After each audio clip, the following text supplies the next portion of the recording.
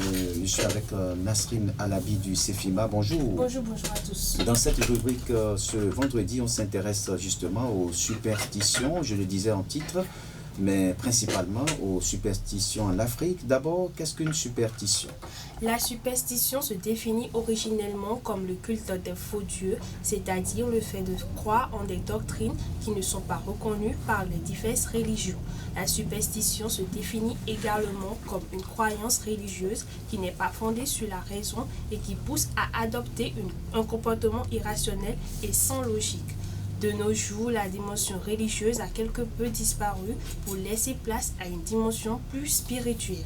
Il s'agit de croire en certains actes ou certains signes engendrant des conséquences bonnes ou mauvaises. Plus généralement, la superstition repose sur des croyances diverses dépourvues de raison qui meuvent certaines actions.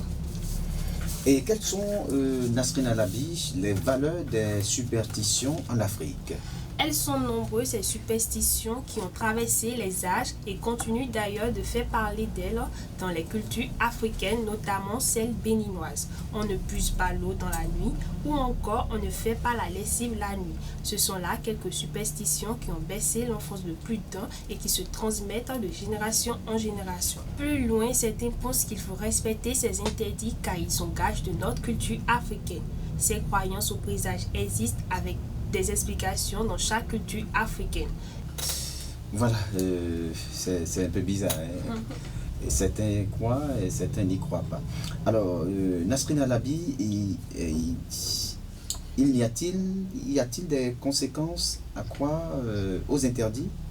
Oui, les conséquences de la superstition sont diverses. D'abord, elle fait perdre toute raison et toute objectivité à une personne superstitieuse. Une personne superstitieuse aura souvent une considération illogique pour des objets, des événements ou des faits du quotidien qui paraissent banals ou inoffensifs pour les personnes qui ne sont pas superstitieuses. D'un point de vue médical, les psychiatres rattachent la superstition à une forme latente de paranoïa, voire psychose selon le degré de superstition de la personne. Il existe en effet des cas extrêmes de personnes qui n'osent plus sortir de chez elles, voire qui préfèrent rester enfermées de peur de s'attirer des superstitions. Merci à vous, Nasrine Alabi du CEFIMA. C'était la rubrique culturelle de ce vendredi.